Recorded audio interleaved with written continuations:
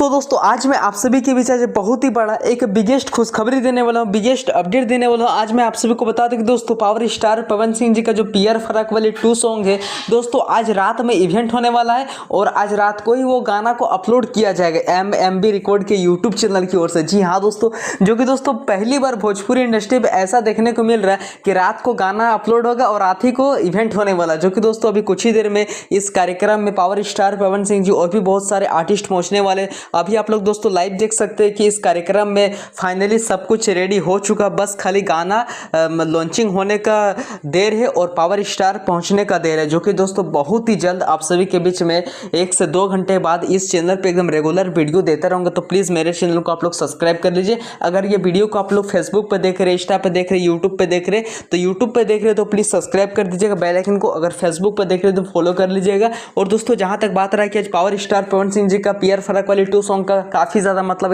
एक धमाकेदार तरीका से लॉन्चिंग होने वाला है और अभी आधा से 1 घंटे के बाद पावर स्टार पवन सिंह जी पहुंचने वाले हैं। तो चलिए मिलते हैं नेक्स्ट वीडियो, जैसे कुछ भोजपुरी इंडस्ट्री से लेटेस्ट अपडेट है मैं आप सभी को अपने चैनल के माध्यम से बता दूंगा। Love you.